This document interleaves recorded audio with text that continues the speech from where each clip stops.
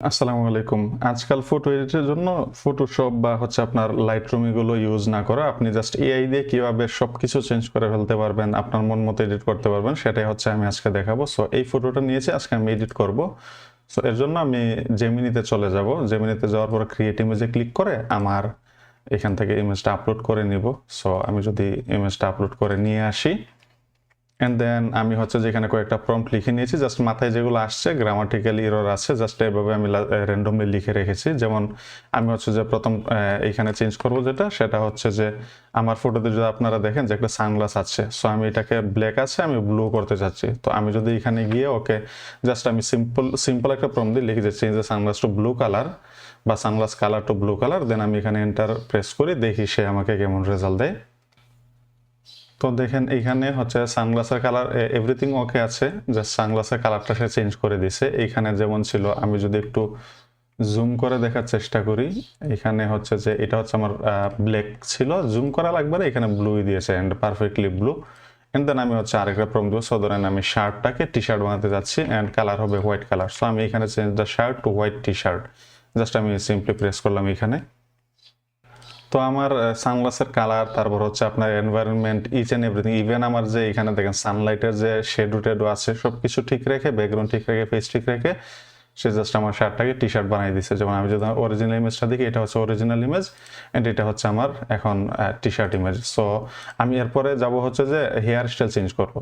ধরেন আমার hair style change করে আমি একটা স্টাইলিশ হেয়ার কাট দিতে যাচ্ছি। তো এখানে আমি লিখেছি change the hair style to stylish hair cut. তো এখন দেখি সে এটা কতটুকু ঠিক রাখতে পারে, আমার ফেস ওকে রেখে সে কতটুকু ভালো করতে পারে। তো এইখানে দেখেন হেয়ার স্টাইল আমি বলছি স্টাইলিশ করে দিতে, স্টাইলিশ করে দিছে, বাট এখানে টি শার্টটা ছিল এটা শার্ট বানাই ফেলছে, আবার মানে আগের রূপে ফিরে গেছে। আচ্ছা ওকে, দেখি এরপরে কি করতে পারে। তো আমি হচ্ছে যে ফেসটা একটু ব্রাইট চাইতেছি, তো আমি ফেসটা আর একটু ব্রাইটের জন্য বলে দিছি যে make the face little brighter. তো আমরা যদি আমাদের মেন ইমেজের সাথে মেলানো ট্রাই করি, এই ইমেজটা ছিল এরকম অ্যান্ড সে আমাকে একটু ব্রাইটার করে দিয়েছে। হ্যাঁ, এখানে আমরা যদি একটু ক্লোজলি দেখা ট্রাই করি, এখানে হচ্ছে যে একটু ক্লোজলি দেখা ট্রাই করলে এই যে দেখেন এটা হচ্ছে আমার অরিজিনাল ইমেজ অ্যান্ড এটা হচ্ছে একটা ব্রাইটার ভার্সন। সো হ্যাঁ, ভালো করতে পেরেছে। দেন আমরা যদি আরেকটা প্রম্পট ট্রাই করি, আর সানগ্লাসটা এখন চাচ্ছি যে ট্রান্সপারেন্ট একটা সানগ্লাস যেন সে দেয়। সো আমি লিখেছি change the sunglass colour to a white transparent formal glass. তো আমরা চাচ্ছি এটাকে সে ফর্মাল যে গ্লাস থাকে না, যেমন হচ্ছে পিছনে আপনার চোখ দেখা যাবে এটা, সো এরকম একটা চাচ্ছি আর কি। তো দেখি এটা সে কেমন করতে পারে। তো দেখেন এখানে গ্লাসটা হোয়াইট কালার হইছে, ট্রান্সপারেন্ট, পিছনে আমার চোখ দেখা যাচ্ছে। দেন আমি ওকে আরেকটু বলি, এখানে হচ্ছে যে এটা কোন সিজন আছে। নর্মালি এটা আপনার কি বলা যায়, একটু উইন্টার টুইন্টার আমি চাইতেছি এখানে করব। এটা ধরেন সামার আছে, তো আমি চাচ্ছি এটা উইন্টার সিজনে একটা রূপ দিতে। তো দেখি change the season to winter, এরপর আবার স্নোফল এড করবো। সো নর্মালি উইন্টার লেখার পরে কত রকম চেঞ্জ করে সে আমি একটু দেখার ট্রাই করি। তো আমি change the season to winter লিখলাম, এখন দেখি যে উইন্টার হিসেবে সে কেমন দেয় অ্যান্ড দেন আমরা স্নোফলটা ট্রাই করব। অনেক স্ট্রাগলের পরে সে এখানে কিছু স্নো এড করে দিছে মাথায়, তারপর হচ্ছে বাকি ফটোতে কিছু স্নো এড করে দিছে। ওকে, ব্যাপার না। তো আমরা স্নোফলটা এড করি। আচ্ছা, এর স্নোফল বা স্নোফলিং মানে হচ্ছে স্নোফল হচ্ছে আর কি। তো আমরা স্নোফলিং দিলাম। দেখি একটা ব্যাপার কি, যে জেমিনিতে আপনি ইমেজের অপশনে আসার পরে আপনি একটার পর একটা যত বেশি প্রম্পট দিবেন, আমি খেয়াল করে দেখেছি সে তত বেশি সময় নেয়, মানে আস্তে আস্তে সময় নেওয়াটা একটু একটু করে বাড়তে থাকে। সো আমরা অ্যাড স্নোফলিং লিখলাম, এখন দেখি যে স্নোফল হিসেবে লাইভ স্নো পড়তেছে এরকম কিছু একটা থাকবে। তো দেখি সে কেমন ভালো করতে পারে এক্ষেত্রে। আচ্ছা, এখন সময় বেশি লাগেনি। তো স্নোফলের ব্যাপারটা বলার পরে সে যেমন দিছে যে স্নোফল পড়তেছে, ওকে। সো হয়তো ডিটেল প্রম্পট দিলে আরো ভালো করতে পারতো, যে লাইক রেইনের মতো, হ্যাঁ রেইনের মতো স্নোফলিং হচ্ছে। তো এটা দিচ্ছে এখানে কেমন জানি মনে হচ্ছে ক্যামেরার লেন্সে স্নোফল এসে আটকে গেছে এমন লাগতেছে।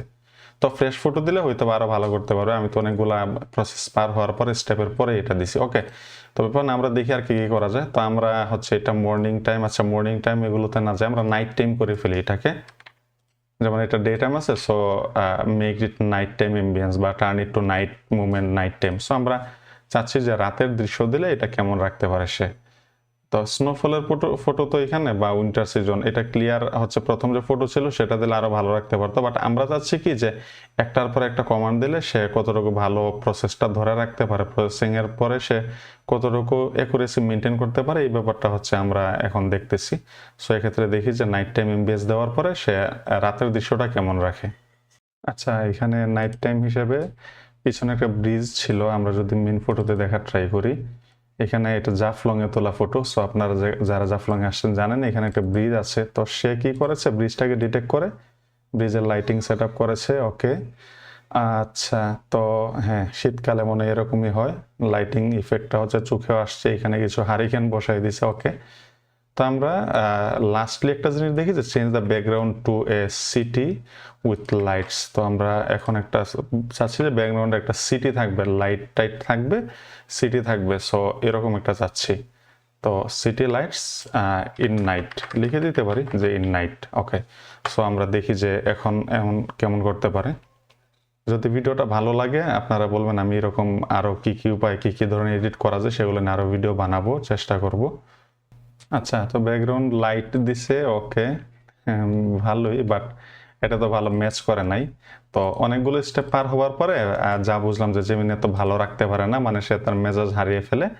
যেমন আমরা হচ্ছে যে যদি সেম প্রম্পটটা আমরা হচ্ছে যে যদি একটা ফ্রেশ ফটোতে অ্যাপ্লাই করি, লাইক ক্রিয়েট ইমেজে গেলাম, দেন হচ্ছে যে আমি এখান থেকে আপলোড ফাইলে গেলাম, দেন আমি হচ্ছে আমার ফটোটা নিয়ে আসলাম, অ্যান্ড দেন সেম প্রম্পটটা আমি যদি এখানে দিয়ে দেখার ট্রাই করি, যদি ভালো হয় তাইলে বোঝা যাবে কি যে জেমিনিতে হচ্ছে একটা চ্যাট লিস্টের ভিতরে, মানে একটা প্রজেক্টের ভিতরে অনেকগুলো প্রম্পটিং করার পর সে তার মেজাজ হারিয়ে ফেলে। আর যদি হচ্ছে যে আমরা যদি এক্ষেত্রে যদি ভালো না আসে তাইলে বোঝা যাবে যে সবসময় সিম্পল প্রম্পটে ভালো কাজ এখনো সে করতে পারে না।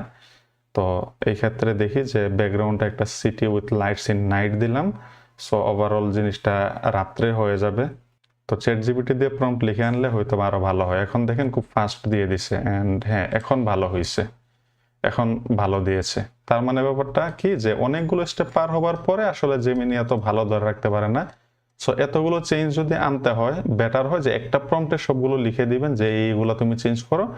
আর যদি আপনার দুই একটা চেঞ্জ করা লাগে তাইলে তো আর কোনো কথাই নেই। সো ভিডিওটা যদি ভালো লাগে আমাকে ইউটিউব চ্যানেলটিতে দেখে থাকলে সাবস্ক্রাইব করতে পারেন, আর ফেসবুকে দেখে থাকলে ফলো করতে পারেন। Thank you.